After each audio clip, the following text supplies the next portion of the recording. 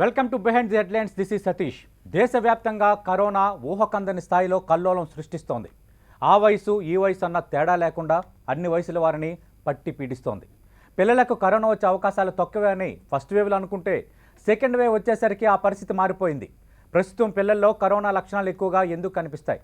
బ్రెజిల్లో పిల్లలు ఎక్కువ సంఖ్యలో ఎందుకు చనిపోతున్నారు? సెకండ్ వేవ్లో 70 ఏళ్లు దాటిన వృద్ధులకు రిస్క్ ఎక్కువ ఎందుకుంటుంది? ఇదే అంశంపై సందేహాలను మనం నివృత్తి చేసుకుందాం. బిహైండ్ ది హెడ్లైన్స్లో భాగంగా ప్రస్తుతం 10 టీవీ స్టూడియోలో ఉన్నారు ప్రముఖ చిన్నపిల్లల వైద్య నిపుణురాలు, అపోలో హాస్పిటల్లో సీనియర్ పీడియాట్రిషియన్గా ఉన్న డాక్టర్ షర్మిల గారు, అలాగే బయట నుంచి లైవ్లో పాల్గొంటున్నారు ప్రముఖ వైద్య నిపుణులు డాక్టర్ ఎంఎస్ఎస్ ముఖర్జీ గారు.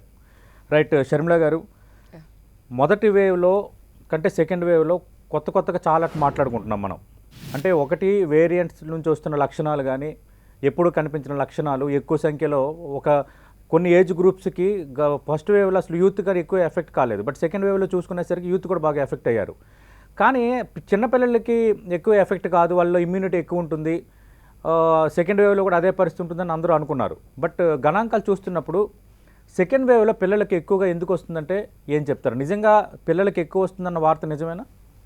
డెఫినెట్గా పిల్లల్లో ఎక్కువ చూస్తున్నాము. ఎక్కువ చూడటమే కాదు, ఫస్ట్ వేవ్కి సెకండ్ వేవ్కి డిఫరెన్స్ చెప్పాలి అని అంటే సిమ్టమ్స్ ఎక్కువగా ఉంటున్నాయి చిల్డ్రన్లో, సివియరిటీ స్లైట్లీ మోర్. అండ్ మనం ఇంకా రాబోయే పెనుముప్పు యాక్చువల్లీ మన స్టేట్స్లో ఆల్రెడీ చూస్తున్నాము, చెదురుముదురుగా మేము కూడా చూసాం cases. Pediatric multi system inflammatory syndrome and Kawasaki like disease అని అంటాము. ఇది ప్రాణాంతకమైంది. ఇది ఆల్రెడీ ముంబై హాస్పిటల్స్లో ఆల్మోస్ట్ ఒక హాస్పిటల్ స్టాటిస్టిక్స్ ప్రకారం 100లో 18 చిల్డ్రన్ని ఈ సమస్యతోటి చూస్తున్నారు, వేరియింగ్ డిగ్రీస్. ఇది డెఫినెట్గా ప్రాణాంతకం అండ్ హార్ట్కి వెళ్ళే బ్లడ్ వెజల్స్ని ఎఫెక్ట్ చేసి షాక్ లైక్ స్టేట్లోకి తీసుకెళ్తుంది.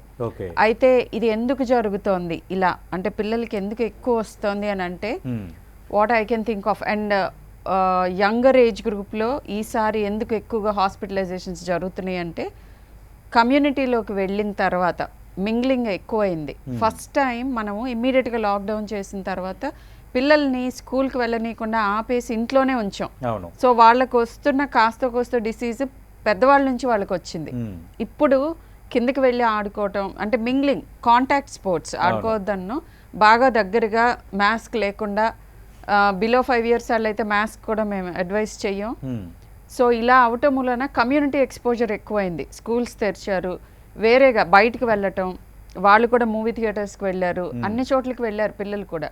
సో పిల్లల్లో డిసీజ్ ఎక్కువైంది అండ్ ఈ కొత్త స్ట్రెయిన్కి సిమ్టమ్స్ కూడా ఎక్కువగా ఉంటున్నాయి. సిమ్టమాటిక్ చిల్డ్రన్ ఎక్కువ మందిని చూస్తున్నాము. అండ్ ఐ థింక్ మనం we're sitting on the edge, time bomb మీద కూర్చుని ఉన్నాము. నెక్స్ట్ పీడియాట్రిక్ హాస్పిటల్స్కి ఈ మల్టీ సిస్టమ్ ఇన్ఫ్లమేటరీ సిండ్రోమ్ తోటి అడ్మిషన్స్ ఎక్కువ అయ్యే అవకాశం చాలా ఎక్కువగా ఉంది. ఆల్రెడీ స్టార్ట్ అయినాయి, ఇంకా ఎక్కువ అవుతాయి. So I think we have to brace ourselves up. ఇప్పుడు బెడ్స్, ఆక్సిజన్, పర్టికులర్లీ పిల్లల్లో రాబోయే కాంప్లికేషన్కి స్టిరాయిడ్స్ అండ్ ఇమ్యునోగ్లోబులిన్ షార్టేజ్ రాకుండా చూసుకోగలగాలి. And obviously oxygen and ventilators. అంటే పిల్లల్లో ఇమ్యూనిటీ ఎక్కువగా ఉంటుంది కాబట్టి వాళ్ళకి ఎఫెక్ట్ కాదని మనం మొదటి దశలో ఎక్కువగా మాట్లాడుకున్నాం. అంటే ఇప్పుడు ఆ ఇమ్యూనిటీ కూడా ఏమి పని చేయటం లేదా? ఇమ్యూనిటీ ఎక్కువగా ఉండటం కాదు, పిల్లల్లో రావట్లేదు అనేది ఫస్ట్ మిస్కన్సెప్షన్.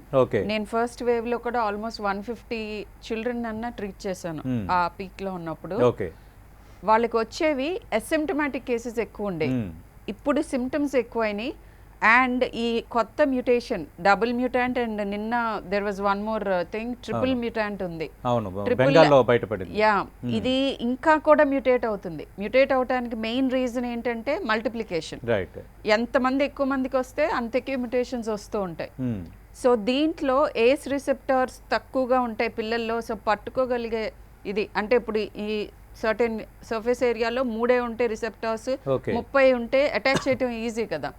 బట్ ఈ కొత్త మ్యూటేషన్స్ చాలా తక్కువ రిసెప్టార్స్ ఉన్నా కానీ తొందరగా అటాక్ చేస్తున్నాయి. అండ్ హైలీ ట్రాన్స్మిసిబుల్ వేరియంట్ ఇది. ఒకళ్ళకి వస్తే క్లస్టర్స్లో ఫ్యామిలీ ఆఫ్ 20-30 పీపుల్ వస్తున్నారు. ఒక కాంగ్రిగేషన్కి వెళ్ళొచ్చిన తర్వాత 40-50 people are turning positive. So ఇలా ఉన్నప్పుడు మనకి కాంప్లికేషన్ రేట్ కూడా ఎక్కువ అవుతుంది. So this is one of the reasons. ఇమ్యూనిటీకి అటాక్ చేయడానికి సంబంధం లేదు. And okay. యాక్చువల్గా ఈ మల్టీ సిస్టమ్ ఇన్ఫ్లమేటరీ సిండ్రోమ్ అది ఇమ్యూన్ రెస్పాన్సే.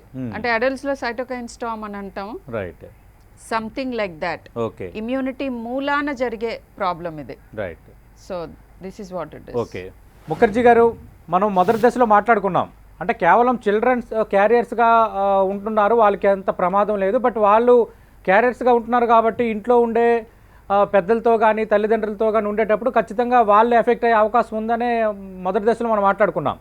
బట్ రెండో దశలోకి వచ్చేసరికి ఢిల్లీలో గంగారాం ఆసుపత్రి కేస్ స్టడీ కానీ, బెంగళూరులో 10 రోజుల కిందట జరిగిన కేస్ స్టడీ కానీ, బ్రెజిల్లో ఈ మధ్యన సంభవిస్తున్న మరణాల్లో పిల్లల సంఖ్య కూడా చెప్పుకోదగ్గ స్థాయిలో ఉండటం కానీ, ఇదంతా దేనికి సంకేతం? ఖచ్చితంగా పిల్లలు కూడా ఇంకా పూర్తి స్థాయిలో డేంజర్ జోన్లో ఉన్నారని ఒక నిర్ణయానికి వచ్చేవచ్చా? అంటే సతీష్ గారు, పిల్లల గురించి చూసేటప్పుడు కొద్దిగా కొన్ని డీటెయిల్డ్గా చూద్దాం. సార్, ఇంపార్టెంట్ థింగ్స్ ఏంటంటే పిల్లలు ఇప్పటికీ కూడా కొంచెం తక్కువ రిస్క్లోనే ఉంటారు పెద్దవాళ్ళ కన్నా, దాంట్లో ఎటువంటి సందేహం లేదు. అయితే ఇది మనకి ఏమవుతుందంటే ఎందుకు తక్కువ రిస్క్ ఉంటుంది అనేది కొన్ని కారణాలు హైపోథసిస్లు అంటారు. అంటే ఖచ్చితంగా మనకి ప్రూఫ్ తెలియదు, కానీ ఎందుకు తక్కువ ఉంటుంది అనేది కొన్ని కారణాలు ఉంటాయి. మోస్ట్ ఇంపార్టెంట్ కారణం ఏంటంటే పిల్లల్లో ఇన్నేట్ ఇమ్యూనిటీ అనేది ఉంటుంది, పెద్దవాళ్ళలో అక్వైర్డ్ ఇమ్యూనిటీ అని ఉంటుంది. ఇన్నేట్ ఇమ్యూనిటీ అంటే మన ఇమ్యూనిటీ దట్ వీఆర్ బాండ్ విత్, మనం పుట్టగానే మనకు వచ్చే ఇమ్యూనిటీ అనమాట. అంటే అది ఎట్లా ఉంటుందంటే అది స్పెషలైజ్డ్గా ఉండదు. అంటే ఇంతకు ముందు మనకి ఎక్స్పోజ్ అయినా ఎక్స్పోజ్ కాకపోయినా ఒక ప్యాథోజన్ అనేది కనపడినప్పుడు దాని మీద అటాక్ చేసి దాన్ని చంపేస్తుంది. అంటే పోను మన ఇమ్యూనిటీ స్పెషలైజ్ అవుతుంది. దీన్ని ఎక్వైర్డ్ ఇమ్యూనిటీ అంటారు. అంటే మనకి ఇంతకు ముందు ఉన్న వ్యాక్సిన్స్కి కానీ ఇంతకుముందు వచ్చిన ఇన్ఫెక్షన్స్కి కానీ మనకి ఇమ్యూనిటీ పెరుగుతుంది తప్ప ఇన్నేట్ ఇమ్యూనిటీ తగ్గుకుంటా పోతుంది, ఆ సెల్స్ తగ్గుకుంటా పోతాయి. దాంతో ఏమవుతుందంటే పుట్టగానే పిల్లలకి ఏమవుతుందంటే ఇన్నేట్ ఇమ్యూనిటీ ఎక్కువ ఉండటం వల్ల మనకి తెలిసిన వైరస్కి తెలియని వైరస్కి పిల్లల్లో తేడా తెలియదు. ఇప్పుడు మిగతా వైరస్ని ఏ రకంగా ట్రీట్ చేస్తాయో కరోనా వైరస్ని కూడా అదే రకంగా ట్రీట్ చేస్తాయి. మనకేమవుతుందంటే పెద్దవాళ్ళకి ఇమ్యూనిటీ స్పెషలైజ్ అయిపోయేటప్పటికి మన బాడీకి ఈ కరోనా వైరస్ అనేది ఎప్పుడు తెలియకపోతుందో, ఇది కొత్తదని తెలుస్తుందో, దానికి నావెల్గాను విపరీతంగాను బాడీ రియాక్ట్ అయిపోయి సైటోకైన్ స్టార్మ్స్ వస్తాయి. ఇది ఒక థియరీ మాత్రమే. ఇదే విధంగా ఏస్ రిసెప్టార్స్ అనేవి పిల్లల్లో తక్కువ ఉంటాయి, పెద్దవాళ్ళలో ఎక్కువ ఉంటాయి. తక్కువ ఉండటం వల్ల వాళ్ళకి సివియారిటీ వచ్చే ఇన్ఫెక్షన్స్ తక్కువ. అదేవిధంగా జలుబులు దగ్గులు పిల్లల్లో కొంచెం ఎక్కువ ఉంటాయి కాబట్టి కొంత వస్తుంది అని. ఇవన్నీ హైపోథసిస్లు మాత్రమే. కానీ మనకి ఇప్పటికీ కూడా కంప్లీట్గా పిల్లల్లో ఎందుకు తక్కువ వస్తుంది, పెద్దవాళ్ళలో ఎందుకు ఎక్కువ వస్తుంది అనే విషయం తెలియదు. అయితే ఇప్పుడు మనం గణాంకాలు చూసినట్లయితే రాజేష్ భూషణ్ గారు అంటే హెల్త్ సెక్రటరీ లాస్ట్ ఇయర్ ఎపిడమిక్కి ఈ ఇయర్ పాండమిక్కి డిఫరెన్సెస్ పిల్లల్లో ఏ రకంగా ఉంటాయి అనేది చెప్పడం జరిగింది. దాని ప్రకారం చూసుకున్నట్లయితే 0 to 10 వయసులో ఉన్న పిల్లల్లో ఏం పెద్ద ఎక్కువ కాలేదు పర్సంటేజ్ వైస్. 10 to 20% మాత్రం కొంచెం ఎక్కువైంది. అంటే 5.0 ఉంటే లాస్ట్ ఇయర్ ఇప్పుడు 5.5 దాకా వచ్చింది. ఇక 20 to 30 వయసులో కూడా అంతగా ఎక్కువ నెంబర్స్ పర్సంటేజ్ వైజ్ ఎక్కువ కాలేదు. కానీ మీరు ఒక ఇంపార్టెంట్ థింగ్ చూసుకుంటే లాస్ట్ ఇయర్ మన మ్యాక్సిమం 96,000 కేసెస్, ఈ ఇయర్ మన మ్యాక్సిమం ఇప్పటిదాకా 3.17 lakh కేసెస్. అంటే ప్రపంచంలో ఎక్కడా ఇన్ని కేసులు లేవు. ఈవెన్ మనకన్నా ఎక్కువ పాపులేషన్ ఉన్న చైనాలో లేవు, మనకన్నా ఎక్కువ ఎఫెక్ట్ అయిన అమెరికాలో లేవు, మనకన్నా వర్స్ట్గా ఎఫెక్ట్ అయిందని మనం భావిస్తున్న బ్రెజిల్లో కూడా ఈ నెంబర్స్ లేవు. అంటే ఇంత నెంబర్స్ ఎక్కువ ఉండేటప్పటికి ఆటోమేటిక్గా పిల్లల పర్సంటేజ్ పెరగకపోయినా పిల్లల అబ్సల్యూట్ నెంబర్స్ ఖచ్చితంగా పెరుగుతున్నాయి, దాంట్లో ఎటువంటి సందేహం లేదు. పిల్లల అబ్సల్యూట్ నెంబర్స్ పెరిగేటప్పటికి ఆటోమేటిక్గా పిల్లల్లో సీరియస్ అయ్యే వాళ్ళ సంఖ్య తక్కువ ఉంటుంది. అంటే అస్సలు ఎవరికి కాదని కాదు, పిల్లల్లో సీరియస్ అయ్యే వాళ్ళ సంఖ్య చాలా పర్సంటేజ్ చాలా తక్కువగా ఉంటుంది. అట్లా అంత తక్కువగా ఉన్న పర్సంటేజ్లో కూడా మనకి అబ్సల్యూట్ నెంబర్స్ పెరిగే అవకాశం ఉంటుంది. అందువలన పిల్లలు ఎక్కువగా ఎఫెక్ట్ అయ్యే అవకాశం ఉంటుంది. ఇప్పుడు మీరు బ్రెజిల్ గణాంకాలు చూసుకుంటే బ్రెజిల్ గణాంకాలలో 9 ఏళ్ల కన్నా తక్కువ మంది చనిపోయిన వాళ్ళు 852 మంది ఉన్నారు. చిన్న నెంబర్ కాదు, 852 మంది బ్రెజిల్లో 9 ఏళ్ల కన్నా చిన్న వయసులో ఉన్న పిల్లలు చనిపోయారు. మరి ఎందుకు ఈ రకంగా చనిపోయారు అని అంటే ఇందాక శర్మల గారు చెప్పారు, MISC అనే సిండ్రోమ్ ఒకటి ఉంటుంది, multi system inflammatory syndrome in children అని MISC అంటారు. ఇది మీరు పోను ఇంకా ఎక్కువ వింటారు, అందుకని దీన్ని కొంచెం జాగ్రత్తగా వినాలి. ఈ MISC అనేది ఏంటంటే కోవిడ్ వచ్చినప్పుడు రాదు, ఇది కోవిడ్ వచ్చి తగ్గిపోయిన నెక్స్ట్ 2 to 3 వీక్స్లో ఈ రకంగా ప్రాబ్లమ్స్ వచ్చే అవకాశం ఉంటుంది. దగ్గు కానీ, ఆయాసం కానివ్వండి, లేకపోతే సైనోసిస్ అంటే చేతులు కాళ్ళు బ్లూగా అయిపోవడం కానివ్వండి, మ్యూకోకిటైనస్ ర్యాషెస్ అంటే నోట్లో కానివ్వండి, స్కిన్ మీద ర్యాషెస్ కానివ్వండి, ఇలాంటి లక్షణాలతో ప్రజెంట్ అయ్యే ఈ జబ్బు గుండెని, ఊపిరితిత్తుల్ని, నర్వస్ సిస్టమ్ని, స్కిన్ని, గ్యాస్ట్రోఇంటెస్టైనల్ సిస్టమ్స్ని ఈ 5టిని ఎఫెక్ట్ చేస్తుంది. అందుకే దీన్ని multi system inflammatory disease syndrome అంటారు అనమాట. అంటే ఎక్కువ సిస్టమ్స్ ఇన్వాల్వ్ చేస్తుంది. దాంట్లో అన్ఫార్చునేట్లీ మా స్పెషాలిటీ అంటే గుండె కూడా ఉంటుంది. అయితే దీంట్లో ఏంటంటే మనకి ఇంతకుముందు కావాసాకి అనే డిసీజ్ ఒకటి వచ్చేది. ఆ కావాసాకి డిసీజ్ అనేది పిల్లల డాక్టర్లు అందరూ చూశారు, ఇండియాలో ట్రీట్ చేశారు. ఆ కావాసాకి డిసీజ్ లాగానే ఈ కోవిడ్ అయిపోయిన తర్వాత MIS-C వస్తుంది. అయితే మనం భయపడాలా? మన పిల్లలకి వచ్చిన వాళ్ళందరికీ MIS-C వస్తుందా అని అంటే గణాంకాలు ఏం చెప్తున్నాయంటే ప్రతి 1,00,000 మందిలో 1,00,000 మంది పిల్లలు ఇన్ఫెక్ట్ అయితే వాళ్ళల్లో 2 నుంచి 6 మందికి MIS-C వచ్చే అవకాశం ఉంది అని. అంటే 1% లేదండి, బాగా తక్కువ ఉంటుంది. 2 నుంచి 6 పర్ ల్యాక్ చిల్డ్రన్ ఎఫెక్టెడ్ వస్తుంది. ఇప్పుడు దాకా చూసిన ఇన్సిడెంట్స్ అది రిపోర్టెడ్ జర్నల్స్. 6,000 మంది వరకు. సో ఇంత తక్కువ ఇన్సిడెంట్స్లో కాదండి, 1,00,000లో 6 మందికి, 1,06 మందికి వస్తుంది. 1,00,000లో 6 మందికి వస్తుంది. అంటే చాలా తక్కువ మందికి వస్తుంది. కానీ వచ్చిన వాళ్ళు మాత్రం ఆల్మోస్ట్ 80% మంది MIS-C వచ్చిన తర్వాత ICUలో అడ్మిట్ అవ్వాల్సిన అవసరం వస్తుంది. ఇమ్యూనోగ్లోబులిన్స్ తీసుకోవాల్సిన అవసరం వస్తుంది. ఇమ్యూనోగ్లోబులిన్స్ అంటే ఆల్మోస్ట్ 2 లక్షల నుంచి 3 లక్షల దాకా ఖర్చు అవుతాయి ఇమ్యూనోగ్లోబులిన్స్ అనేవి. వీళ్ళల్లో కూడా సరైన ట్రీట్మెంట్ చేస్తే చాలా మంది రికవర్ అయ్యే అవకాశం ఉంటుంది, కానీ ప్రాబ్లమ్స్ పర్సిస్ట్ అయ్యే అవకాశం కూడా ఉంటుంది. ఎస్పెషల్లీ గుండెకి సంబంధించిన ప్రాబ్లమ్స్ వస్తాయి కాబట్టి మనం పిల్లల మీద ఉన్న రిస్క్ని కంప్లీట్గా కొట్టిపారేయడానికి వీల్లేదు. స్టిల్ అట్లని ఇప్పుడు ఏదో ఉపద్రవం సెకండ్ వేవ్లో ఎక్కువ వచ్చేసింది అని అనుకోవడం. సెకండ్ వేవ్లో ఉపద్రవానికి, మొదటి వేవ్ ఉపద్రవానికి మనకి ఖచ్చితంగా కనిపిస్తున్న తేడా ఏంటంటే విపరీతమైన వేగంతో ఇది స్ప్రెడ్ అవడమే. ఈ డబుల్ మ్యూటెంట్ అనేది ఏంటంటే దీంట్లో 2 రకాల మ్యూటేషన్స్ ఉంటాయి. E484Q అనేది ఒకటైతే ఇంకోటి L452R అనేది. ఈ ట్రిపుల్ మ్యూటెంట్ అంటే ఏంటంటే E484K అని సౌత్ ఆఫ్రికన్ మ్యూటేషన్లో ఉండే ఒక పర్టికులర్ మ్యూటేషన్ ఈ రెండింటికి కనుక కలిచేస్తే ఇమ్యూన్ ఎస్కేప్ మెకానిజం ఫర్దర్ వచ్చే అవకాశం ఉంటుందనేది శాస్త్రవేత్తల అంచనా. ఇప్పటికే బంగ్లాదేశ్ అంతా ఈ వేరియంట్ లేదు, ట్రిపుల్ మ్యూటెంట్ లేదు. బంగ్లాదేశ్లో ఏముంది, సౌత్ ఆఫ్రికన్ వేరియంట్ పూర్తిగా ఉంది. అందుకని అక్కడి నుంచి మనకి సౌత్ ఆఫ్రికన్ వేరియంట్ వచ్చే అవకాశం ఉంటుందనేది మన భయం.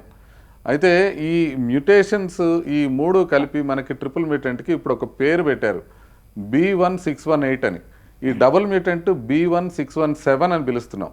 ఈ 2 కూడా వేగంగా వ్యాప్తి చెందుతున్నాయని, బెంగాల్లో ఆల్మోస్ట్ 15% శాంపుల్స్ B1618 వచ్చినాయని, మహారాష్ట్రలో ఆల్మోస్ట్ B1617 ఆల్మోస్ట్ 50 to 80% దాకా పెరిగిపోతుందని ఇన్సాకాగ్ అంచనా. అయితే మన దగ్గర ఉన్న జీనోమ్ సీక్వెన్సింగ్ కేపబిలిటీని మనం ఇంకా ఫర్దర్ పెంచుకుంటే తప్ప దీని గురించి మనం ఇంకా ఫర్దర్గా అవేర్నెస్ తెచ్చే పరిస్థితిలో ఉండం. షర్మిల గారు, ముఖర్జీ గారు చెప్తున్నారు అంటే గతంలో కంటే చిల్డ్రన్స్లో వస్తున్నమాట వాస్తవమే, కానీ బట్ రిస్క్ ఫ్యాక్టర్ కొంత లో పర్సంటేజ్లోనే ఉంటుందని. అంటే మనం మొదటి దశలో చూసేటప్పుడు ఒకవేళ మొదటి దశలో పిల్లలకి కరోనా పాజిటివ్ వచ్చినా రిస్క్ లేదు, వాళ్ళు క్యారియర్స్గా పనిచేస్తారు కాబట్టి వాళ్ళ ఎంత ఎఫెక్ట్ కారని మనం మాట్లాడుకున్నాం. బట్ ఇప్పుడు కొత్తగా లక్షణాలు ఏమి కనిపిస్తున్నాయి? మామూలుగా కరోనా వచ్చినా ఎవరికైనా కనిపించే లక్షణాలే చిన్నపిల్లల్లోనూ కనిపిస్తాయా, లేదంటే చిన్నపిల్లల్లో స్పెసిఫిక్గా లక్షణాలు వేరేగా ఏమైనా ఉంటున్నాయా? Yes, very nice that you asked me this. And నేను first thing is I slightly differ with doctor Mukherjee గారు. ఏంటంటే పిల్లల్లో ఇంకా అంత తీవ్రంగా రావట్లేదు అనే దాంతో నేను డిఫర్ అవుతున్నాను. లాస్ట్ 1 వీక్లోనే ఈసారి వేవ్లో, నేను ముందు వేవ్లోనూ ట్రీట్ చేశాను చిల్డ్రన్ని, ఇప్పుడు ట్రీట్ చేస్తున్నాను.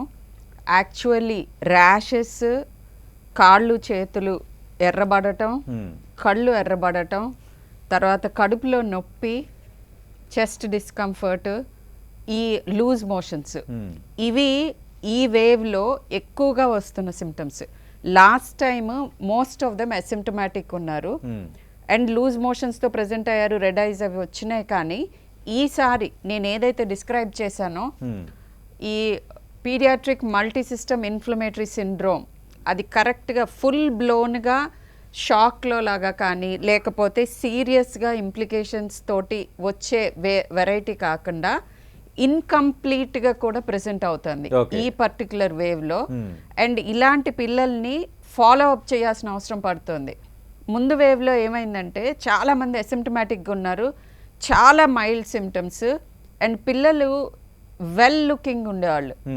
ఈసారి అది ఎంత చిన్న పర్సంటేజ్ అయినా కానీ చాలా ఇంపార్టెంట్, ఎందుకంటే వీళ్ళని ఫాలో అప్ చేయాలి అండ్ రైట్ టైంలో హాస్పిటలైజేషన్ కోసం తీసుకెళ్లాల్సిన అవసరం ఉంటుంది. అండ్ రెండోది చాలా ఇన్కంప్లీట్గా ప్రెసెంట్ అవుతుంది, కంప్లీట్గా సివియర్గా కాకుండా. సో ఇది ఎటువైపు తిరగబోతుంది అనేది ఇంకా మనం ముందుకి చూసి ఫాలో అప్ అయితే కానీ కేసెస్ తెలీదు.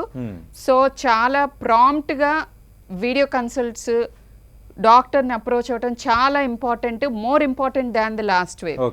మహారాష్ట్రలో డెఫినెట్గా ఇప్పుడున్నది, అంటే మనకి మహారాష్ట్ర గురించి ఎందుకు మాటిమాటికి కోట్ చేస్తున్నానంటే అది that is the bed of Covid కాబట్టి మనకి అక్కడ చూసుకుంటే మనం యాంటిసిపేట్ చేయొచ్చు.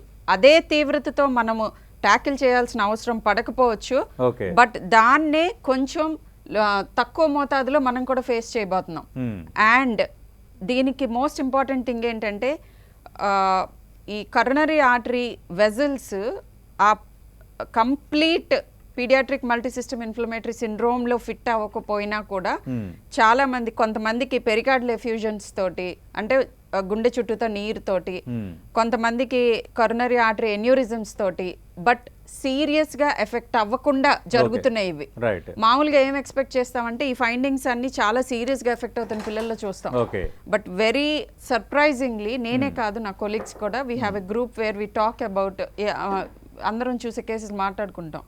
దీంట్లో ఈసారి కొంచెం లెస్ దాన్ సివియర్ గానే డిఫరెంట్ ఫైండింగ్స్ చూస్తున్నాం. ఇన్ఫాక్ట్ ర్యాషెస్, తర్వాత లూజ్ మోషన్స్ చాలా ఎక్కువగా చూస్తున్నాం. అండ్ లూజ్ మోషన్స్ ఉన్న పిల్లలు, అలాంటి లక్షణాలు ఉన్న వాళ్ళు సివియారిటీ ఎంత ఉంటుంది, అంటే అత్యంత ప్రమాదకరం కాదా, రైట్ నౌ కొంత మెడికేషన్ ద్వారా బయటపడొచ్చా అని. కొంతమందిని లాస్ట్ టైం కంటే ఈసారి అసలు ఏంటి డిఫరెన్స్ అని మీకు మామూలు పిల్లలందరి పేరెంట్స్ కి అర్థమయ్యేటట్టు చెప్తాను. ఈసారి పెట్టిన కార్యక్రమం ఉద్దేశం కూడా అదే, ఎందుకంటే తల్లిదండ్రులకి అందరికీ కొంత క్లారిటీ రావాలి. అసలు పిల్లలకి రాదు, ఒకవేళ వచ్చిన వాళ్ళ ఇమ్యూనిటీ పవర్ ఉంటుంది, వాళ్ళు క్యారియర్స్ గా మాత్రమే పనిచేస్తారన్న ఒక అభిప్రాయంతో మనం ఇప్పటివరకు ఉన్నాం. మొదటి దశ అంచనాలు, మొదటి దశ గణాంకాలు చూసుకుంటున్నప్పుడు ఖచ్చితంగా కొంత మీరు సెన్సిటైజ్ చేయాలి. పిల్లల పేరెంట్స్ కి నేను చెప్పేది ఏంటంటే, ముందు ఎలా ఉండేదంటే లూజ్ మోషన్స్ తోనే ప్రెసెంట్ అయ్యారు. లాస్ట్ వేవ్ కూడా పిల్లల్లో లూజ్ మోషన్స్ ఉన్న ప్రెజెంటేషన్ లాస్ట్ టైం కూడా అడల్ట్స్ కంటే ఎక్కువ ఉండింది. కానీ ఈసారి ఒక 2-3 డేస్ లూజ్ మోషన్స్ వచ్చి తగ్గిపోయే వాళ్ళు చాలా మంది ఉంటున్నారు. కానీ కొంతమందికి ఫీవర్ రిటర్న్ అవుతుంది, లూజ్ మోషన్స్ ఎక్కువ రోజులు ఉంటున్నాయి. ఆ తర్వాత ఒక ఫ్యూ డేస్ తర్వాత మామూలుగా pediatric multi system inflammatory syndrome description ఏంటంటే కోవిడ్ పీక్ తర్వాత 4 వీక్స్ తర్వాత సెట్ ఇన్ అవుతాయి ఇవన్నీ. బట్ ఈసారి ఇన్కంప్లీట్ కవసాకి కానీ లేకపోతే ఈ multi system inflammatory syndrome in very low level కానీ వేవ్ పీక్ లో ఉన్నప్పుడే వస్తున్నాయి అలాంటి కేసెస్. అండ్ ఇది ప్రాబబ్లీ 3-4 వీక్స్ ముందే వీళ్ళు ఎవరికైనా వచ్చి ఉండొచ్చు, యాంటీబాడీస్ చెక్ చేస్తే తెలుస్తుంది. అండ్ లూజ్ మోషన్సే కదా అని నెగ్లెక్ట్ చేయకుండా ఇలాంటి పిల్లల్లో ఫీవర్ మూలాన, లూజ్ మోషన్స్ మూలాన డీహైడ్రేట్ అవ్వటం, తర్వాత కొంతమందికి ఫిట్స్ లాగా రావటం, ఇలాంటివి కూడా జరుగుతున్నాయి. సో చిల్డ్రన్ లో వార్నింగ్ సైన్స్ ఏంటి అంటే ఇప్పుడు మామూలుగా సాధారణంగా కరోనా వచ్చిన వాళ్ళలో మనం మామూలు లక్షణాలు చెప్తున్నాం, పొడి దగ్గు, తలనొప్పి, జ్వరం మళ్ళీ కంటిన్యూగా వస్తుండడం అని. అంటే పిల్లల్లో కూడా అవే తరహా లక్షణాలు కనిపిస్తాయా, లేదంటే సమ్ డిఫరెంట్ గా మనం ఎట్లా పోల్చగలగాలి? పిల్లల్లో చాలా చంటి పిల్లల్లో బిలో 2 years ఉన్న వాళ్ళు సడన్ గా రెఫ్యూజల్ టు ఫీడ్ ఏంటంటే మామూలుగా తీసుకునే మోతాదు కంటే కొంచెం తక్కువే తింటారు సమ్మర్లో. బట్ యాక్టివిటీ కంప్లీట్గా తగ్గించేసి ఎక్కువసేపు నిద్రపోవటం, ఫుడ్ కాదు పర్టికులర్గా ఫ్లూయిడ్ని రెఫ్యూజ్ చేయటం, అంటే మంచినీళ్ళు కూడా తాగకుండా మంచానికి అతుక్కున్నట్టు అయిపోవటం, తర్వాత లూజ్ మోషన్స్ బాగా ఎక్కువ రోజులు కంటిన్యూ అవటం. అండ్ ఇంకొక ఇంపార్టెంట్ వార్నింగ్ సైన్ ఏంటంటే ముందు ఒక 1-2 days ఫీవర్ వచ్చి మధ్యలో తగ్గుతోంది, మళ్ళీ ఫీవర్ రిటర్న్ అవుతుంది. Okay. This is a very bad sign. Okay. So ఇలా ఉంటే గనక ఇమ్మీడియట్గా please consult some pediatrician online. Okay. And వాంతులు కానీ విరోచనాలు కానీ ఎక్కువగా ఉంటే ఎప్పుడు ఉండే రిస్క్ ఉంది పిల్లల్లో. పెద్దవాళ్ళలో కంటే తొందరగా డీహైడ్రేట్ అయ్యే అవకాశం, డీహైడ్రేట్ అయినప్పుడు రక్తం గడ్డగట్టుకునే అవకాశం కూడా ఉంటుంది. సో ఈసారి హాస్పిటలైజేషన్స్ ఈ మల్టీ సిస్టమ్ ఇన్ఫ్లమేటరీ సిండ్రోమ్ మూలానే కాదు, Right. ఇలాంటి వ్యాధి లక్షణాల మూలాన కూడా జరుగుతున్నాయి హాస్పిటలైజేషన్స్. అండ్ చాలా మందికి కొంచెం అటు ఇటుగా సిమ్టమ్స్ ఉన్నా కూడా ఎకో చేయాల్సిన అవసరం పడుతుంది ఇన్ఫ్లమేటరీ మార్కర్స్ రైజ్ ఉన్నప్పుడు. Okay. అండ్ వాళ్ళల్లో కొంతమందికి గుండె ఇన్వాల్వ్ అయినట్టుగా తెలుస్తుంది.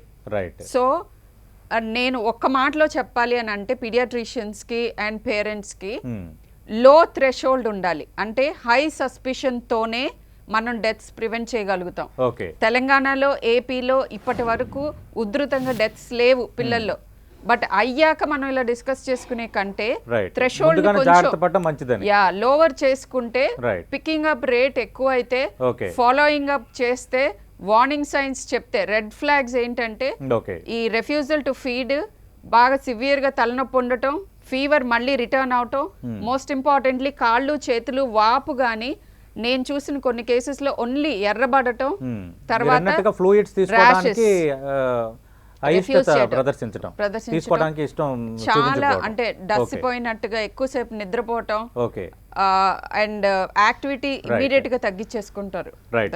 ముఖర్జీ గారు, ఒకటి పిల్లల్లో ఈ తరహాగా సిమ్టమ్స్ ఫస్ట్ వేవ్తో పోల్చుకుంటే సెకండ్ వేవ్లో ఈ తరహాగా లక్షణాలు బయటపడుతున్న నేపథ్యం ఒకటైతే, మొదటి వేవ్తో పోల్చుకుంటే సెకండ్ వేవ్లో ఈ 70 ఏళ్ళు పైబడిన వృద్ధుల్లో కొంత లక్షణాలు కొంచెం ఎక్కువగా ఉంటున్నాయి, కొంత ప్రమాదకరంగా మారుతున్నాయి అన్నది ఒక చర్చ జరుగుతుంది. దానికి సంబంధించిన కొన్ని సర్వేలు గణాంకాలు కూడా ఉన్నాయి. అది ఎంతవరకు కరెక్టు? నిజంగా ఈ 70 ఏళ్ళు దాటిన వాళ్ళలో మొదటి వేవ్తో పోల్చుకుంటే రెండో వేవ్లో రిస్క్ ఫ్యాక్టర్ ఎక్కువ ఉంటుందా? అంటే ఖచ్చితంగానండి. ఎప్పుడైతే మీకు వరుసగా కేసెస్ ఎక్కువ అయిపోతున్నాయో దాంతో మనకి 70 ఏళ్ళు పైబడిన వాళ్ళ సంఖ్య కూడా పెరిగిపోతుంది. అంటే మీకు ప్రిడామినెంట్గా ఒకటే ఒక యూనిఫైయింగ్ ఫ్యాక్టర్ ఫస్ట్ వేవ్కి డిఫరెన్స్, సెకండ్ వేవ్కి డిఫరెన్స్ ఏంటంటే ద ర్యాపిడిటీ ఆఫ్ రైజ్ ఒక్కసారిగా పెరిగిపోవడంతో ఇప్పుడు మీకు ఎట్లా ప్రాబ్లం ఎట్లా అవుతుందంటే, ఇప్పుడు ఐసీయూ బెడ్స్ ఉన్నాయి, ఐసీయూ బెడ్స్ మనకి లిమిటెడ్ ఉన్నాయి, ఆక్సిజనేషన్స్ మనకి లిమిటెడ్ ఉన్నాయి, వెంటిలేటర్స్ మనకి లిమిటెడ్ ఉన్నాయి, మనకి ఇక ఎక్మోస్ అంటే ఇక చెప్పనే అవసరం లేదు, అవన్నీ అవైలబుల్ లేవు. సో ఇప్పుడు మనకి ఇంత సివియర్ స్టేజ్లో ఫర్ ఎగ్జాంపుల్ ఇప్పుడు ఒక 78-80 ఇయర్స్ ఆయనకున్నారు, ఆయనకి ఎక్కువ ఆక్సిజన్ పెట్టాలి. ఒక 40 నుంచి 75 ఏళ్ళ వాళ్ళు ఒక 20 మంది ఉన్నారు, వీళ్ళకి కొంచెం తక్కువ ఆక్సిజన్తో సరిపోతుంది. ఎలా చూస్ చేసుకుంటారు మీరు? అంత డిఫికల్ట్ డెసిషన్స్ ఎట్లా తీసుకుంటారు మీరు? అది ఇప్పుడున్న పరిస్థితి. అంటే ఇప్పుడు ఎక్కువ నెంబర్స్ అయిపోయేటప్పటికి ఒక్కసారిగా మన హెల్త్ సిస్టమ్ మీద ఎఫెక్ట్ పడిపోవడం అనేది జరుగుతూ ఉంది. దీని వల్లనే అన్నిట్లో మార్పులు వస్తున్నాయి. షర్మిల గారు నాతో ఏ రకంగా డిఫర్ అవుతున్నారు అని అంటే, ఇప్పుడు పేరెంట్స్ ఇంకా ఎక్కువ జాగ్రత్తలు తీసుకోవాలి పిల్లల గురించి అని నేను కూడా అదే చెప్తున్నాను. కానీ భయపడిపోవద్దు. ఇప్పటికే ప్యానిక్ సిచ్యువేషన్లోకి వెళ్ళిపోయారు. మొన్నటి నుంచి ఇప్పుడు దాకా చాలా డిఫరెన్స్ వచ్చింది ప్రజల ప్రవర్తనలో. ఇప్పుడు మొన్నటిదాకా మనకి ఏమీ కాదులే అని తిరిగిన వాళ్ళందరూ భయపడిపోయి ప్యానిక్ అయిపోయి అల్లల్లాడిపోతున్నారు. ఇప్పుడు లాస్ట్ ఫ్యూ డేస్లో చాలా బీభత్సమైన డిఫరెన్స్ వచ్చింది. నాకు ఒక ఏసీపీ గారు ఫోన్ చేశారు నిన్న, సార్ మేము 9 o'clock కల్లా బయటకు వచ్చాము పెట్రోలింగ్ చేద్దామని, శుభ్రంగా మేము ఒక్కడే ఉన్నాం, రోడ్డు మీద ఎవ్వరు లేరు అని. అంటే క్లియర్గా ప్రజల ప్రవర్తనలో మార్పు వచ్చింది. ఇప్పుడు మనం ఏంటంటే వాళ్ళు పూర్తిగా అయ్యో మనం ఆక్సిజన్ దొరకట్లేదు, రెమ్డెసివిర్ దొరకడం లేదు, బెడ్స్ దొరకడం లేదు అని విపరీతమైన ప్యానిక్లో ఉన్నారు ప్రజానీకం. దానికి నేను యాడ్ చేయదలుచుకోలేదు, అందుకే కొంత రీఅష్యూరింగ్గా చెప్తున్నాను. లాస్ట్ ఇయర్ నుంచి ఈ ఇయర్కి ఏదో బ్రహ్మాండంగా ఏదో మారిపోయింది అని అనుకోవడానికి లేదు. ఒకటి వేగంగా వ్యాప్తి చెందుతోంది. మీరు దాని నుంచి కనుక అవాయిడ్ చేయాలి అని అంటే మీరు ఖచ్చితంగా లాస్ట్ ఇయర్ తీసుకున్న ప్రొటెక్షన్ మెజర్స్కి అట్లీస్ట్ డబుల్ ప్రొటెక్షన్ మెజర్స్ అనే తీసుకోవాలి. అంటే ముఖర్జీ గారు, లాస్ట్ ఇయర్ కన్నా 70 ఏళ్ళు పైబడిన వారికి సంబంధించి కొత్తగా మొదటి వేవ్తో పోల్చుకుంటే సెకండ్ వేవ్లో ఏమైనా కొత్తగా లక్షణాలు ఏమైనా కనిపిస్తున్నాయా? రెండోది రిస్క్ ఫ్యాక్టర్ కంపారిటివ్లీ ఎంత ఎక్కువ ఉంటుంది అనేది చెప్పండి. అంటే గవర్నమెంట్ ఆఫ్ ఇండియా గణాంకాల ప్రకారం లాస్ట్ ఇయర్ ఉన్న లెక్కలకి ఈ ఇయర్ ఉన్న లెక్కలకి, లాస్ట్ ఇయర్ ఉన్న ప్రజెంటేషన్స్కి ఈ ఉన్న ప్రజెంటేషన్కి ఎటువంటి వ్యత్యాసము లేదు. ఇండివిజువల్ లెవెల్స్లో ఏమవుతుందంటే డిలే అవుతుంది ప్రజెంటేషన్, పెద్దవాళ్ళల్లో డిలే అవుతుంది ప్రజెంటేషన్. అయ్యో హాస్పిటల్లో బెడ్స్ లేవు, ఇంకొక రోజులు మెడిసిన్ వేసుకుంటే సరిపోతుంది కదా అని చెప్పి ఇంట్లో ఉండేవాళ్ళు పెద్దవాళ్ళ సంఖ్య ఎక్కువ అవుతుంది. వాళ్ళ పిల్లలు చెప్పినా వింటాం, మేము రాము హాస్పిటల్స్కి అనే పరిస్థితి వస్తుంది. అందుకని లేట్గా ప్రజెంట్ అవుతున్నారు. ఇంకొకటి ఏంటంటే ఇయర్ మేము గమనించింది ఏంటంటే, ఇది ప్రభుత్వ గణాంకాలు కాదు, మేము గమనించింది ఏంటంటే వేగంగా వ్యాప్తి చెందడంతో పాటుగా డిసీజ్ కూడా వేగంగా ప్రోగ్రెస్ అవుతుంది. అంటే ఇప్పుడు మీకు ఇంతకుముందు ఎట్లుండేదంటే మనకి కొంతమేరకు పాజిటివ్ వచ్చిన తర్వాత 1 వీక్ తర్వాత మాత్రమే సిమ్టమ్స్ రైజ్ అవటం జరిగేది. ఆ తర్వాత సిటీ స్కాన్లో కొంచెం ఒక 4/24 25 ఉందనుకోండి, ఆ తర్వాత నుంచి పెరగడానికి ఒక 1 వీక్ దాకా పట్టేది. ఇప్పుడు అలా లేదు. ఇప్పుడు ఏంటంటే పాజిటివ్ వచ్చిన తర్వాత ఫస్ట్ 3-4 డేస్లోనే విపరీతంగా లంగ్కి వెళ్ళడం, లంగ్లో ఒకసారి వచ్చిన తర్వాత డిసీజ్ అది చాలా వేగంగా వ్యాప్తి చెందడం, ఇలాంటి పరిస్థితులు మనం చూస్తున్నాం. దీనికి తోడు హాస్పిటల్లో బెడ్స్ లేవు, ఇంకొక 2 రోజులు చూద్దామని. అంటే మీరు గమనించాల్సింది ఏంటంటే కొద్దిగా అర్లీ స్టేజ్లో లంగ్ ఇన్వాల్వ్మెంట్ ఉన్న స్టేజ్లో కనుక మీరు డాక్టర్స్ని అప్రోచ్ అయ్యి ట్రీట్మెంట్ తీసుకుంటే ప్రమాదం అయ్యే అవకాశం ఈసారి కూడా తక్కువే. కానీ ఎక్కువ పెద్ద ఏజ్ ఉన్న వాళ్ళలో 70 దాటిన వాళ్ళల్లో ఎక్కువ మంది మరణాల సంఖ్య పెరుగుతున్నాయన్న విషయం మనం గమనిస్తున్నాం. మరణాల నెంబర్ కూడా నిన్న 2000 దాటినాయి. అంటే ఇది ప్రభుత్వ గణాంకాల్లోనే 2000 ఉన్నాయంటే వాస్తవంగా ఇంకా ఎక్కువ ఉండే అవకాశం ఉంది. ఎందుకంటే చాలా స్టేట్ గవర్నమెంట్స్ ఏం చెప్తున్నాయంటే COVID-19 మరణం అని చెప్పాలి అని అంటే వాళ్ళకి బీపీ ఉండకూడదు, షుగర్ ఉండకూడదు, వాళ్ళకి ఎటువంటి రిస్క్ ఫ్యాక్టర్ ఉండకూడదు, అప్పుడే COVID-19 మరణం అని చెప్పమని చాలా స్టేట్ గవర్నమెంట్స్ చెప్తున్నాయి. అలా అయినప్పుడు ఏమవుతుందంటే ఇప్పుడు మీరు 70 ఏళ్ళు దాటిన వాళ్ళలో ఒకళ్ళు బీపీ షుగర్ అన్న ఉండవండి, ఉంటాయి. కాబట్టి వాళ్ళని కోవిడ్ మరణాలు కాకుండా వేరేగా క్లాసిఫై చేస్తున్నారు. కాబట్టి అందుకని డెఫినెట్ గా కోవిడ్ మరణాలు మనం చెప్తున్న గణాంకాల కన్నా ఎక్కువ ఉండే అవకాశం ఉంటుంది. అది అంతకి క్లియర్ గా కనపడతా ఉంది. అంటే ముఖర్జీ గారు 70 ఏళ్ళు పైబడిన వాళ్ళు ఎవరైతే ఒకవేళ వ్యాక్సిన్ తీసుకున్నారో, వ్యాక్సిన్ తీసుకున్న 70 ఏళ్ళు పైబడిన వారికి రిజల్ట్స్ ఎలా ఉంటున్నాయి? అంటే నిన్న గవర్నమెంట్ లెక్కల ప్రకారం ఇన్ఫెక్షన్ 2 వ్యాక్సిన్ డోసులు తీసుకొని 2 వారాలు గడిచిన తర్వాత డిసీజ్ వచ్చే అవకాశం కోవిషీల్డ్లో అయితే 0.03% అని, కోవాక్సిన్లో 0.0% మాత్రమే అనేది చెప్పడం జరిగింది. అయితే ఇది ఏ రకంగా కరెక్ట్గా కనిపెట్టారు అనే విషయం నాకు ఇంకా పూర్తిగా అర్థం కావడం లేదు. ఎందుకంటే నేను వ్యాక్సిన్ తీసుకున్న తర్వాత మీకు ఏమైనా ఇన్ఫెక్షన్ వచ్చిందా అని అడిగిన వాళ్ళు లేరు. మీరు వ్యాక్సిన్ అంటే ఇన్ఫెక్షన్ వచ్చిన వాళ్ళందరికీ మీరు ముందు వ్యాక్సిన్ 2 డోసులు తీసుకున్నారా లేదా అనేది ఏ రకమైన సర్వే చేసి చెప్పారు అనేది నాకు తెలియట్లా. ఎందుకంటే వ్యాక్సిన్ తీసుకున్న వాళ్ళని ఎవరు అడగలేదు, డిసీజ్ వచ్చిన వాళ్ళని ఎవరు అడగలేదు, ఏ రకంగా గణాంకాలు వచ్చినాయి అనేది ఇంకా కొద్దిగా డీటెయిల్గా తెలిస్తే బాగుండేది. కానీ గవర్నమెంట్ చెప్తుంది అయితే క్లియర్, 0.04% కోవాక్సిన్ తర్వాత 0.03% కోవిషీల్డ్ తర్వాత మాత్రమే బ్రేక్ త్రూ ఇన్ఫెక్షన్స్ రావడం జరిగింది. అంటే 2 డోసులు వ్యాక్సిన్ అయిపోయి ఆ తర్వాత 2 వారాలు గడిచిన వాళ్ళకి చాలా చాలా రేర్గా వస్తుంది డిసీజ్ అని. కానీ మేము గమనిస్తుంది ఏంటంటే ఖచ్చితంగా వ్యాక్సిన్ అనేది ఎఫెక్టివ్గా ఉంది. ఎందుకంటే ఇంతకు ముందు మొదటి వేవ్లో ఒక 10 బెడ్లు ఉన్న ఐసీయూలో కనీసం 2 నుంచి 4 హెల్త్ కేర్ వర్కర్స్ ఉండేవాళ్ళు. డాక్టర్స్ కానివ్వండి, నర్సులు కానివ్వండి, వాళ్ళ ఫ్యామిలీ మెంబర్స్ కానివ్వండి, కనీసం ఒక 4 అయితే 10 మందిలో ఉండేవాళ్ళు. ఇప్పుడు ఏంటంటే అలాంటివి లేవు. మీకు ఫస్ట్ వేవ్ లో పోలీసులు విపరీతంగా ఎఫెక్ట్ అయి ఉన్నారు. పోలీసులు ప్రతి చోట ఐసీయూలో పోలీసులే ఉండేవాళ్ళు. సజ్జనార్ గారు అదే పనిగా ఫోన్ చేస్తుండేవాళ్ళు, సార్ మా వాళ్ళని అడ్మిట్ చేయండి, ఇక్కడ మెడికవర్లో అడ్మిట్ చేయండి అని. అట్లా చాలా సార్లు ఫస్ట్ వేవ్ లో పోలీసులు బాగా ఎక్కువ ఎఫెక్ట్ అయ్యారు, ఈసారి పోలీసులు తక్కువ ఎఫెక్ట్ అయ్యారు. ఎందుకంటే వీళ్ళందరూ ఫస్ట్ వేవ్ లో వచ్చిన దానికన్నా సెకండ్ వేవ్ లో వీళ్ళకి డిఫరెన్స్ ఏంటంటే వీళ్ళకి వ్యాక్సినేషన్స్ కంప్లీట్ అయినాయి. అందుకని కొంత మేరకు వీళ్ళు ఐసీయూ స్టేజ్కి రావడంలో కొంతమందికి ఇన్ఫెక్షన్స్ వస్తున్నాయి. మా దగ్గర కార్డియాలజిస్ట్ ఒకసారి ఇన్ఫెక్షన్ వచ్చి ఆ తర్వాత వ్యాక్సిన్ వేసుకొని 2 డోసులు కంప్లీట్ అయిన తర్వాత 2వ సారి ఇన్ఫెక్షన్ వచ్చి దాని ట్రీట్మెంట్ తీసుకుంటున్నారు. అంటే ఇట్లాంటి ఇన్స్టెన్సెస్ అయితే లేకపోలేదు. కాకపోతే గవర్నమెంట్ లెక్కల ప్రకారం బ్రేక్ త్రూ ఇన్ఫెక్షన్స్ చాలా తక్కువ ఉన్నాయి. మా గణాంకాల ప్రకారం కూడా వ్యాక్సిన్ తర్వాత మరణాల సంఖ్య కానీ ఐసీయూలో అడ్మిట్ అయ్యే అవకాశం కానీ తక్కువగా ఉంటుంది. అంటే షర్మిల గారు, ఇక ముగించే ముందు అంటే ఈసారి ఎక్కువగా కేసులు వస్తున్నాయి, అందుకు ఎక్కువగా మరణాలు కూడా సంభవిస్తున్నాయి కాబట్టి కొంత ఈ చిల్డ్రన్స్ నెంబర్ కూడా కనిపిస్తుంది అన్న వాదన ఒకవైపు కనిపిస్తుంది. మరోవైపు అప్పుడుతో పోల్చుకుంటే ఇప్పటికీ కొంత రిస్క్ ఫ్యాక్టర్ పిల్లలకి పెరిగిందని మీరు చెప్తున్నారు. యాక్చువల్లీ నంబర్స్ ఎక్కువైనప్పుడు పర్సంటేజ్ అంతే ఉన్నా కూడా యాక్చువల్గా చిల్డ్రన్ ఫస్ట్ వేవ్లో కూడా ఎఫెక్ట్ అయ్యారు, నేను అదే చెప్తున్నాను. కానీ సిమ్టమాటిక్ చిల్డ్రన్ ఇప్పుడు ఎక్కువ మంది ఉన్నారు. అండ్ దీని ఎక్స్టెన్షన్ ఏంటంటే తీవ్రతరం హాస్పిటలైజేషన్, తర్వాత వెంటిలేటర్ అవసరం పడటం, మీరు అన్నారు కదంటే వచ్చిన కాంప్లికేటెడ్ అంటే కోవిడ్ ఎఫెక్ట్ అయ్యి తగ్గిన తర్వాత 3-4 వారాల తర్వాత ఇవి కనిపిస్తున్నాయని, అంటే ప్రారంభంలోనే ఇంత మనం ఆందోళన పడేంత రీతిలో లక్షణాలు ఏమి కనిపించవా?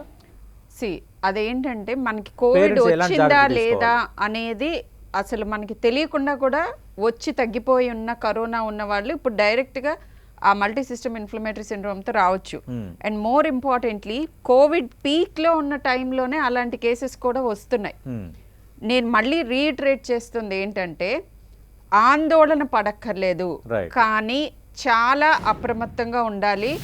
ఇమ్మీడియట్గా ఏ రకంగా డిఫరెంట్ కనిపించిన ఫీవరే కదా, లూజ్ మోషన్సే కదా, నిన్న కూడా చూశాను ఒక చైల్డ్ని 1 వీక్ ఫీవర్ తర్వాత తీసుకొస్తున్నారు. ఇలా చేస్తే గనక వాల్యుబుల్ టైం పోగొట్టుకునే అవకాశం ఉంటుంది. రైట్ టైంలో వాళ్ళని మానిటర్ చేయటం, ఏ చైల్డ్ ఎటువైపు వెళ్ళొచ్చు అనేది ఇన్ఫ్లమేటరీ మార్కర్స్ మనకి కొంత గొప్ప చెప్తుంది. ఇంకొక ఇంపార్టెంట్ థింగ్ పేరెంట్స్ లో చూస్తుంది ఏంటంటే జాగ్రత్తలు తీసుకోవాలంటే ఇప్పుడు ఫర్ ఎగ్జాంపుల్ కి చిన్న పిల్లలకి మింగ్లింగ్ మాస్క్ వేసుకోవడం కూడా కొంత రాదు. యా అయినప్పటికీ కూడా తల్లిదండ్రులు జాగ్రత్తగా మాస్క్ వేసుకో అని సజెస్ట్ చేస్తున్నారు, వేసుకుంటున్నారు, మళ్ళీ వాళ్ళ ఆటల్లో మునిగి అది పక్కకు పెట్టేస్తున్నారు. ఆ కోణంలో ఎలాంటి జాగ్రత్తలు తీసుకోవాలి? 5 years లోపు పిల్లలకి మాస్క్ వేసుకోమని అసలు చెప్పొద్దు. ఒక్కటే పిల్లలకి most important thing mingling with the community. ఇది కోవిడ్ వచ్చిన తర్వాతే కాదు, ముందు కూడా మేము ఇన్సిస్ట్ చేసేవాళ్ళం. పిల్లలకి జబ్బులు తక్కువ రావాలంటే చాలా సింపుల్ 2-3 థింగ్స్. చేతులు శుభ్రంగా కడుక్కోవటం, అది హ్యాండ్ వాషింగ్, అది ఇప్పుడు కోవిడ్ వచ్చాక ఫేమస్ అయింది, బట్ ముందు కూడా మేము అదే చెప్పేవాళ్ళం. అండ్ అనవసరంగా కమ్యూనిటీ ఎక్స్పోజర్ బిలో 5 years. అసలు స్కూల్స్కి స్కూల్ గోయింగ్ ఏజ్ 5 పెట్టడానికి one of the reasons is first 5 yearsలో మన ఇమ్యూన్ సిస్టమ్ అలవాటు పడుతూ ఉంటుంది, బిల్డ్ చేసుకుంటూ ఉంటుంది. 6 నెలలకే క్రష్ల్లోకి పంపించేసేయటం, ఇలాంటివి కమ్యూనిటీ ఎక్స్పోజర్ ముందే జరిగితే పిల్లలకి వ్యాధులు ఎక్కువ అవ్వచ్చు, తీవ్రతరం అవ్వచ్చు. సో అది ఇప్పటికి కూడా వర్తిస్తుంది. వీలైనంత తక్కువ సోషల్ మింగ్లింగ్ అండ్ ఏదన్నా రాగానే ఎనీ డిఫరెన్స్ ఆన్లైన్ కన్సల్ట్ తీసుకోండి. ఒక కన్సల్టేషన్ తీసుకోవటం మూలన ఏమీ అవ్వదు. అండ్ మూడో ఇంపార్టెంట్ థింగ్, ఇన్వెస్టిగేట్ చేస్తాము అని అంటే చాలా రిలక్టెంట్గా ఉంటారు. మా పిల్లలకి బ్లడ్ టెస్ట్ చెయ్యొద్దు, లేకపోతే ఈ స్వాబ్ చేస్తాము అని అంటే అమ్మో ముక్కులో మేము చేయించుకున్నాము చాలా ఇబ్బందిగా ఉంటుంది, చేయించుకోము అని చెప్పి పోస్ట్ పోన్ చేసిన పేరెంట్స్ చాలా మంది మళ్ళీ తర్వాత ఈ రిటర్న్ ఆఫ్ ఫీవర్ తోటి బెంబేలు పడుతూ వస్తున్నారు. ఇలా కాకుండా ఇప్పుడు నాకు ఒక అనుమానం, అంటే ఇప్పుడు మనం మిగతా దేశాలతో పోల్చుకుంటే 1-2 విదేశీ టీకాలు పిల్లలకు కూడా ఇవ్వచ్చని మనం చూసాం. కానీ ఇప్పుడు పిల్లలకి లక్షణాలు కనిపిస్తున్నాయి, కొందరికేమో తగ్గిన తర్వాత 3-4 వారాలకు లక్షణాలు కనిపిస్తున్నాయి అంటున్నారు. మరి పిల్లలకు కూడా ఇప్పుడు వ్యాక్సినేషన్ చేయాలా మనం?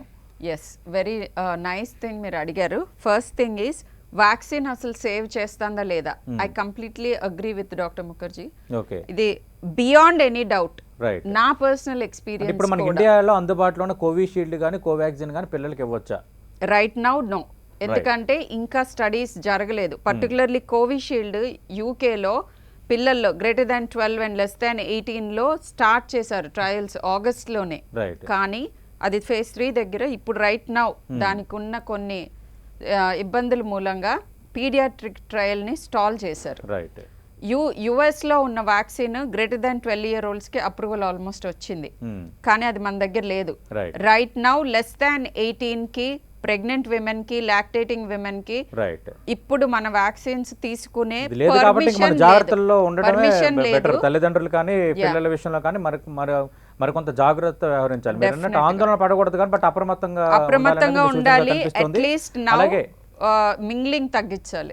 అలాగే 70 ఏళ్ళు పైబడిన వృద్ధుల్లోనూ గతంతో పోల్చుకుంటే ఈసారి లక్షణాలు ఎక్కువగా కనిపిస్తున్నాయి. బట్ వ్యాక్సిన్ తీసుకున్న వాళ్ళలో మాత్రం కంపారిటివ్లీ రిస్క్ ఫ్యాక్టర్ చాలా తక్కువ ఉంటుందని ముఖర్జీ గారు లాంటి నిపుణులు కూడా చెప్తున్నారు. ఇది అటు పిల్లల్లో వృద్ధుల్లో మొదటి వేవ్తో పోల్చుకుంటే సెకండ్ వేవ్లో ఎందుకు ఎక్కువగా ఎఫెక్ట్ అవుతున్నారు, లక్షణాలు ఏ విధంగా ఉంటున్నాయి, ఎలాంటి జాగ్రత్తలు తీసుకోవాలన్న అంశం సంబంధించి 10 TV బిహైండ్ ది హెడ్లైన్స్ మరి కాసేపులో న్యూస్ అప్డేట్స్ ప్రసారం అవుతాయి. Stay tuned.